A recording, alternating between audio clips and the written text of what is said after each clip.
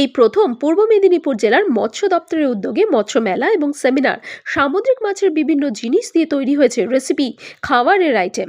এই মেলা এবং সেমিনার উদ্বোধন করেন রাজ্যের মৎস্যমন্ত্রী বিপ্লব রায়চৌধুরী। সঙ্গে ছিলেন জেলা পরিষদের সভাধিপতি উত্তম বারিক। এছাড়া প্রশাসনিক কর্তারা পুরো অনুষ্ঠানটি সঞ্চালনা করেন। মৎস্য দপ্তরের আধিকারিক সৌরেন্দ্রনাথ জানা এবং সুমন সাহা বিভিন্ন সামুদ্রিক এলাকায় মৎস্য খুঁটি তাদের বিভিন্ন স্টল নিয়ে আসে।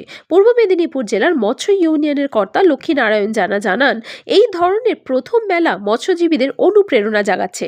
মৎস্যজীবীরা এতে আরও উদ্যম পাবে বলে তা লক্ষ্মীবাবু জানান। শুধু তাই নয়, মৎস্যজীবীদের নানা রকম উপদেশ বার্তাও দেন মৎস্য অধিকর্তারা। পূর্ব মেদিনীপুর থেকে অংশুমানের রিপোর্ট। পরে পূর্ব মেদিনীপুর জেলার এই দপ্তর থেকে জেলা মৎস্য দপ্তরের উদ্যোগে আমাদের এখানে একটা শীত ফেস্টিভ্যাল হলো, যেটা মৎস্য মেলা। এক্ষেত্রে সারা বছর যারা মাছ চাষ করে ভালো উপার্জন করেছে, বেকারত্ব দূরীকরণ করছে, ভালো বেনিফিট করছে, তাদেরকে কিছু পুরস্কার দেওয়া হলো বা সম্মানিত দেওয়া হলো। দ্বিতীয়ত কথা, যারা ট্রেনিং নিয়ে কাজকর্ম করছে, তাদেরকে আরও অনুপ্রাণিত করা হলো যাতে আগামী দিনে কিছু তারা সেই ট্রেনিংটাকে কার্যকরী করে আগামী দিনে তারা জীবিকা নির্বাহ করতে পারে।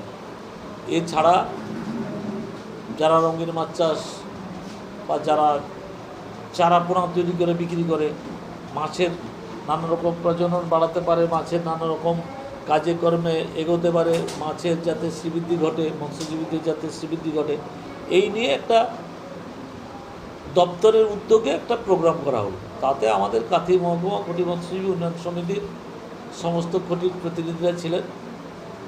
আমাদের মৎস্যজীবী মহিলা সমবায় সমিতির প্রতিনিধিরা, তারা যে মাছের শুটকি মাছ করে, মাছের যে আপনার ঝুরি করে, মাছের আচার করে, মাছের পাঁপড় করে, এই মেলাতে তারাও সেই জিনিসগুলোকে নিয়ে এসেছিলেন